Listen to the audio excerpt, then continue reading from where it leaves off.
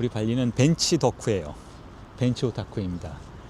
지나가면서 산책로에 있는 이런 벤치들, 의자들에 한 번씩 꼭 올라가서 앉아 있고 싶어하고, 이게 올라가서 저하고 이렇게 햇빛 쬐는 거, 지나가는 사람 구경하는 거, 이거 참 좋아합니다.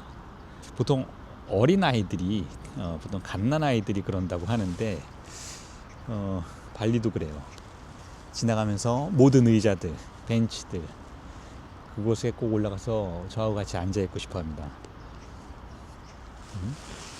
발리야.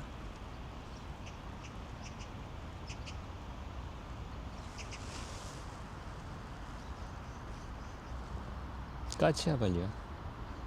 까치.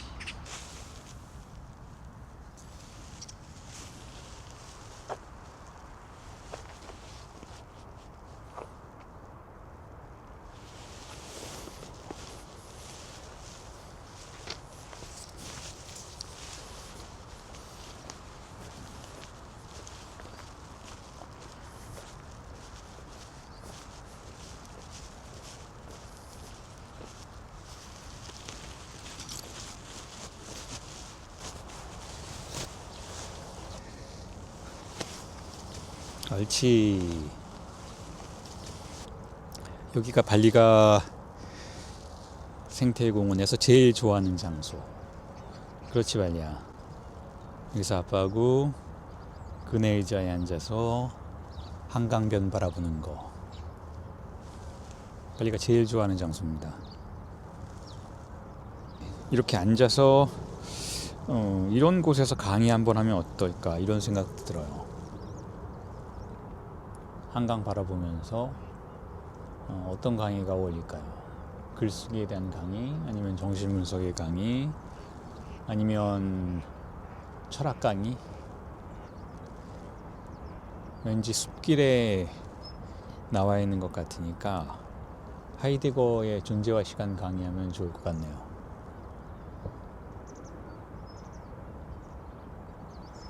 존재와 시간.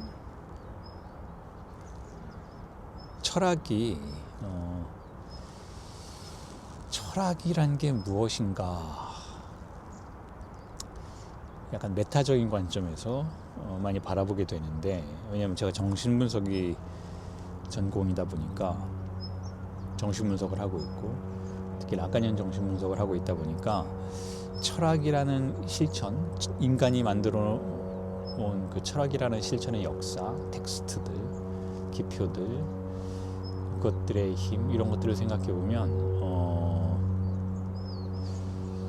철학이야말로 사실 인간이 지식을 가지고, 지식이라는 구조를 가지고 사유할 수 있는 사실은 가장 절박한 행위들이 아니었나, 이런 생각을 하게 됩니다. 물론 뭐 인간이 절박한 행동을 한다는 게 당장 먹고 살 문제를 고민해야 하고, 뭐 전쟁이 있으면 그것을 국난을 극복한다는, 우리나라로 치면은 외세의 침입을 많이 받았으니까, 혹은 자신들의 이익을 위해서 공격당하기 전에 먼저 공격하는 이런 국제정치적인 정세적인 그런 절박함들도 분명히 존재하지만, 그리고 또 뭐 사랑의 절박함도 존재하잖아요. 뭐 어쨌든 여러 가지 절박한 문제들이 있습니다. 그런 문제들에 비하면 일견 철학은 절박한 것처럼 보이지는 않아요. 어떻게 보면 귀족들의 탁상공론처럼 보이기도 하는데,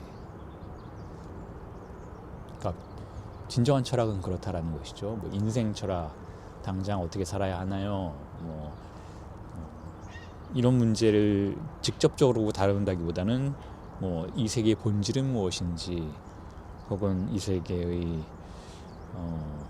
존재는 무엇인지, 영원히 변하지 않는 것은 무엇인지, 다시 말해서 이 세계의 현상, 눈앞에 보이는 것 뒤에 이면에 존재하는 구조는 무엇인지, 그 구조를 파악한다면 현상의 어떤 변화무쌍한 세계에 일희일비하지 않고 좀 더 본질적인 삶을 살 수 있지 않을까라는 이런 고민들, 뭐 하이데거의 존재와 시간도 그런 고민들에 대한 탐사인 거니까. 자, 그런 고민들을 철학은 하고 있죠. 그런 실천이라고 보고 있죠. 그런데 왜 그런 고민을 하는지에 대한 강의, 이야기를 좀 하고 싶어요. 그러니까 그런 고민들은 철학이 하는데, 근데 철학은 왜 그런 고민을 시작했을까? 혹은 인간은 왜 그런 고민을 시작했을까? 왜 눈앞에 주어진 현상들에 만족하지 못하고 그 이면에 무언가 더 항구적이고 항상적이고 상수로서 존재하는 진리가 있다라는 생각을 하게 됐을까? 그런 고민들에 대한 이야기를 집중적으로 한번 강의로 만들어 보면 어떨까, 이런 생각을 하고 있습니다. 물론 비슷한 얘기를 제가 여러 차례 다른 강의에서 많이 했었죠.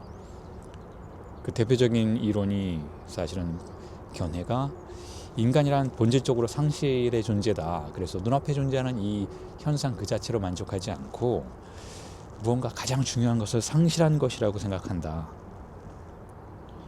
그러니까 인간이란 정말 기이한 존재다. 눈앞의 것 뒤에 무언가가 있다고 생각한다. 그런 이야기를 했었죠.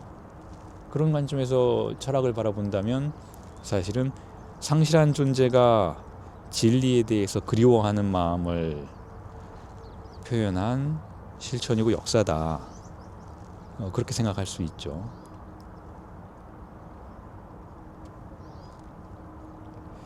그러니까 어떤 의미에서는 철학은 굉장히 슬픈 학문이다. 이런 생각을 할 수도 있는 거죠. 왜냐하면 진리가 지금 우리 눈앞에 있다라는 생각을 할 수 없게 만드니까.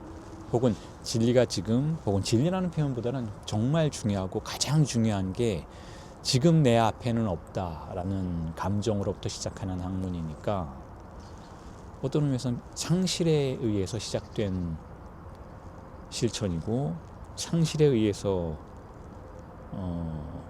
추동되는, 작동되는 상실감 때문에 시작되어서 상실감으로 끝나는 그런 학문적 실천이 아닌가.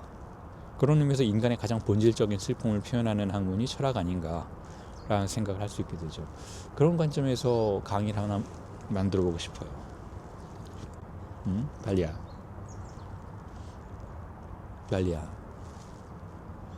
그런 강의 하나 만들어 볼까요?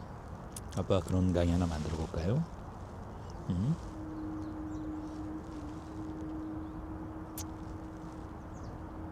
그래요? 일어나고 싶어요? 알았어. 또 가자. 산책하러 갑시다. 옳차.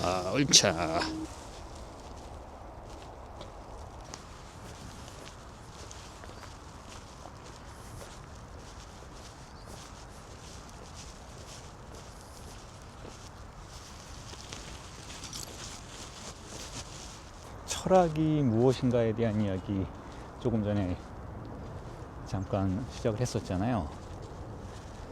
그리고 많은 분들이 철학에 여전히 관심을 갖고 계시고, 또 철학 강의하면 예를 들면 뭐 알랑바디오 강의라든지 존재와 시간의 그 하이데거 강의를 하면 굉장히 많은 분들이 관심을 가지고 강의에 참여하시거나 또는 유튜브 콘텐츠를 통해서 공부하시거나 이러시는데, 사실 철학이라는 것에 대해서 많은 오해가 있기도 해요. 사실은 모든 실천들이 그러하지만 철학이라는 것에 대해서 이것 정도는 우리가 알아두면 철학을 공부하시는 분들이 좋겠다. 그러니까 오해 없이 철학이라는 실천, 철학이라는 학문을 접근해서 공부할 수 있겠다라는 몇 가지 기본적인 개념들을 알려드리면 이렇습니다. 그게 도움이 되실 거예요. 철학책 읽을 때. 많은 분들이 철학책 읽고 싶어 하시잖아요. 그런데 막상 철학책을 이렇게 펼쳐보면 본인들이 생각하시는 것과는 조금 다른 이야기들이 많이 나와서 실망하시거나 철학을 계속 공부하시는데 어려움을 겪게 되시는 분들이 있는데, 그건 사실은 철학과 학생들도 마찬가지입니다. 철학과 대학원생들조차도 좀 오해하는 부분들이 있어서 철학을 공부하는데 어려움을 겪거나 하는 그런 일들이 있어서 그 부분에 대한 언급을 간단히 말씀드립니다. 철학이라는 것은 무엇을 공부하는가? 철학에는 대상이 있는가?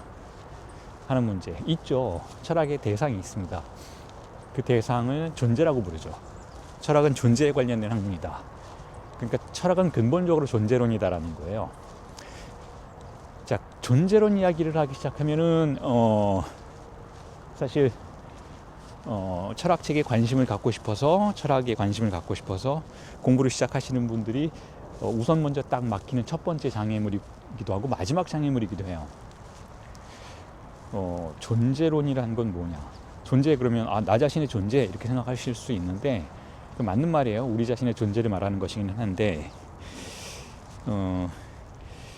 아주 쉽게 설명을 하면 존재라는 개념은 무엇인가 하면 사실 모든 것의 존재를 말하는데 뭐 나무도 존재가 있고 우리 발리도 발리의 존재가 있는 것이죠. 존재라는 개념으로 우리가 아주 쉽게 이해할 수 있는 부분은, 이해해야만 하는 부분, 그렇게 해서 철학이라는 문턱 안으로 들어갈 수 있게 되는 부분은 뭐냐면 존재라는 건 본질이라는 것이고 영원히 변화하지 않는 무언가라는 거예요. 물론 그런 의미에서는 상당히 유실론적인 사고방식이죠. 그러니까 영원히 변화하지 않는 무언가라는 건 우리가 죽어서도 변화하지 않는 무언가가 있다라는 뜻이니까. 그렇죠. 그래서 제가 조금 전에 말씀드렸던 것처럼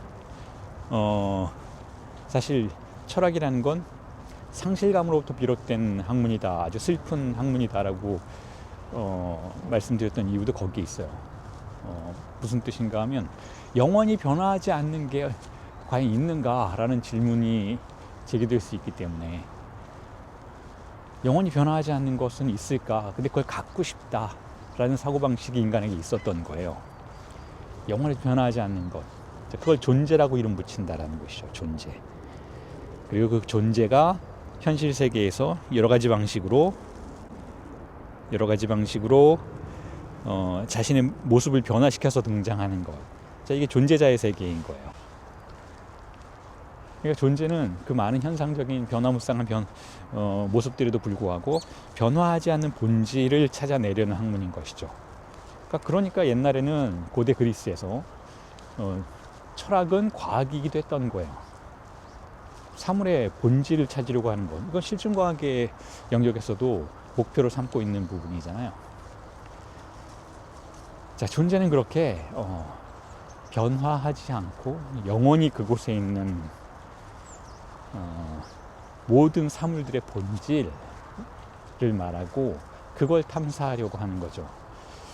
자, 그런데 사실은 뭐 종교를 갖고 있지 않거나 그리고 또 유물론적인 사고를 갖고 있는 오늘날의 많은 분들은 그런 의미에서 철학을 공부하기 시작하면서 약간의 이질감을 느끼게 되는 거죠. 왜냐하면 그런 거 없는데, 그런 걸 없는데 왜 철학은 그런 걸 탐사하려고 해왔을까?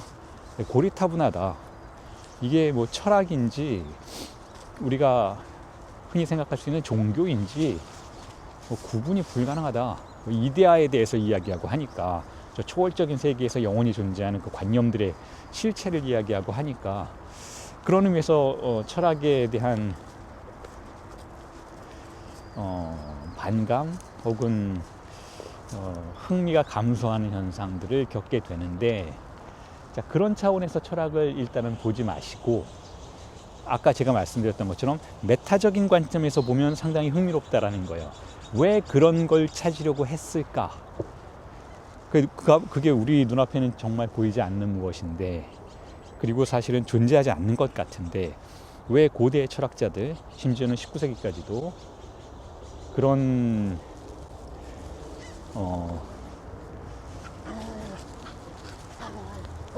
괜찮아. 아이, 괜찮아. 빨리, 괜찮아. 아이, 새라고. 어디까지 얘기했죠?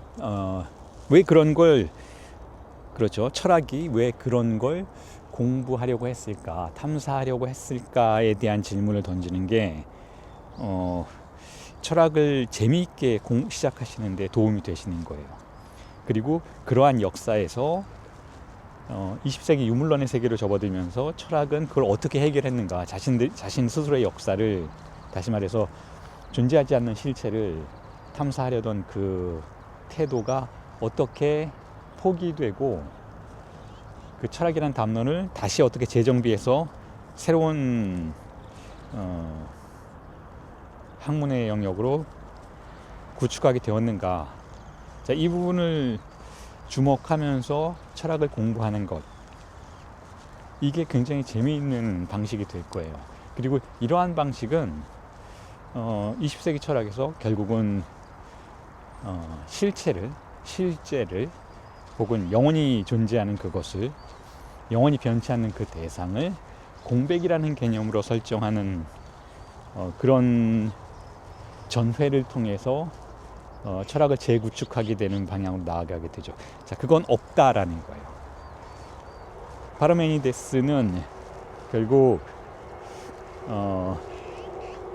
존재란 무엇인가라는 질문에 대해서 영원히 존재하는 그것이 없다면 아무것도 아니다, 이런 관점을 취했던 것인데, 그게 수천 년이 지나서 알랑 바디우에 의해서 결국 영원히 존재하는 것은 없다라는 개념은 철학을 무화시킬 수 있는 결국 위험한 변화라고 할 수가 있는데, 그러니까 20세기에 들어서 영원히 존재하는 건 없다라는 그런 관점으로 접어들면서 철학을 무화시켜버리는, 철학이란 실천을 없애버릴 수도 있는 그런 시대적인 변화라고 할 수가 있는데, 바디우는 그것을 한번 꼬아서 결국 없음이 있다라는 방식으로 철학을 재구성하게 된다라는 거예요. 철학을 재선언하게 된다라는 것이죠.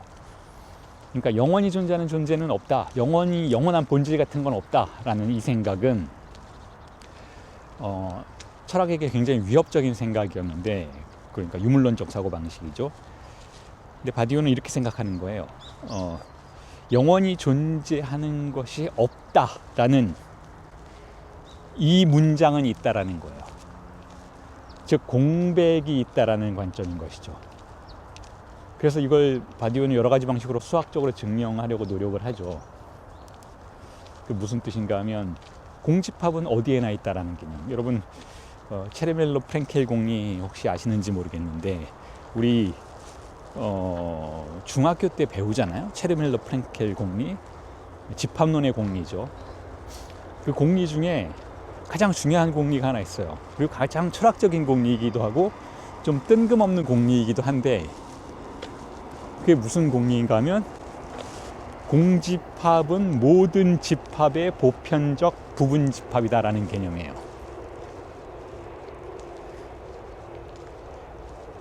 그러니까 모든 집합, 그게 어떤 집합이 되었건, 그게 백상현이라는 이름의 집합이 되었건, 대한민국이라는 이름의 커다란 집합이 되었건, 아니면 나무들이라는 집합이 되었건, 아니면 강아지들이라는 이름의 집합이 되었건, 아니면 발리라는 개별적인 이름의 집합이 되었건, 모든 집합의 내부에 공집합이 부분집합으로 존재한다는 거예요. 공집합은 어디에나 있다라는 것이죠. 그러니까 여기서 있다라고 표현하는 거예요. 있다라고. 공집합이 존재한다라고. 그 얘기는 뭐냐면, 공집합은 결국 모든 것의 본질이라는 것이죠. 공집합이 모든 것의 본질이라는 얘기는 뭐냐면, 존재가 공백이라는 뜻이에요. 자, 그로부터 출발한다라는 거죠. 20세기의 철학은, 21세기까지 이어지는 철학은 존재를 공백으로 본다라는 거죠.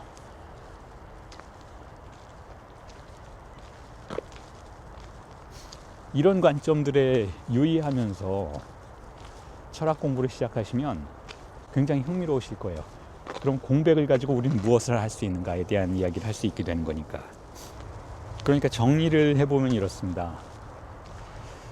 철학이란 영원히 변화하지 않는 본질 같은 것이 있는가 라는 질문에서 시작이 되었다고 말씀을 드렸는데, 그런 질문이 왜 등장했는지를 고민해 보면 철학이 더 재밌어진다는 거예요. 이게 이제 정신분석적인 접근이죠. 영원히 변화하지 않는 것, 그런 건 없는데 그게 있었던 것만 같이 느껴진다는 거예요. 그걸 상실한 것처럼 느껴진다는 것이죠. 영원히 변화하지 않는 어떤 실체가 있었던 것처럼 느껴진다는 거죠. 그냥 우리가 이렇게 살다가 먼지처럼 사라질 수 있는 존재라는 게 믿겨지지 않는다라는, 그게 커다란 슬픔처럼 느껴진다라는 거예요.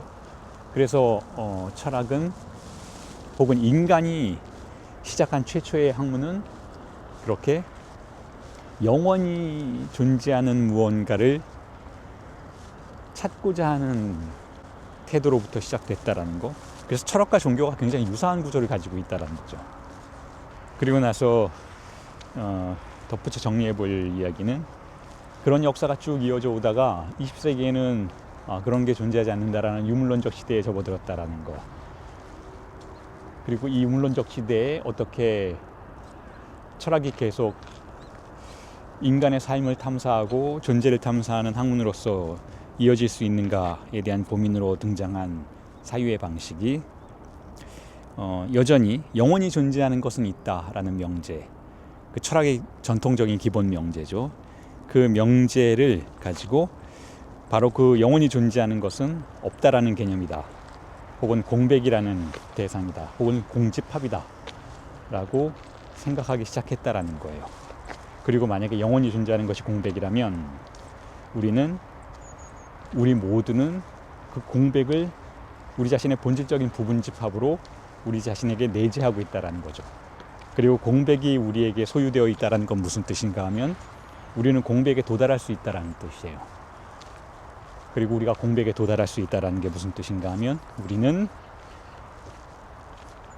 원점에 도달해서 다시 시작할 수 있다는 뜻이죠.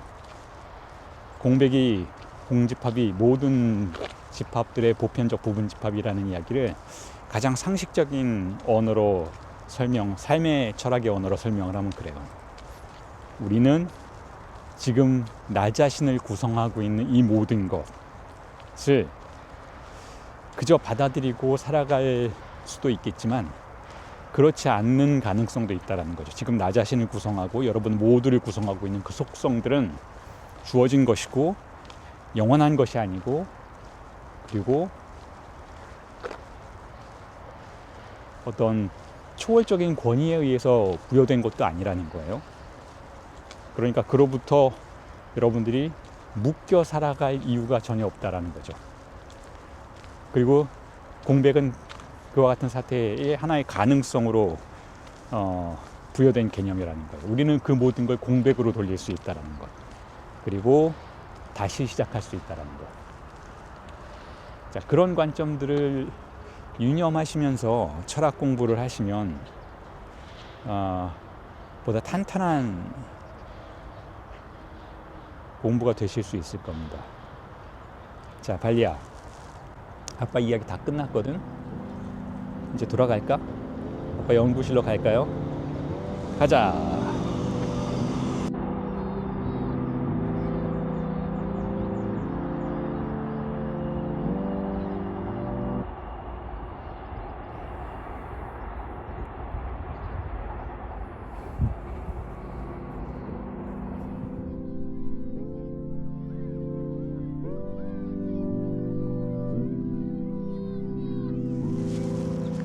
자, 지금 발리를 제가 안고 가고 있는데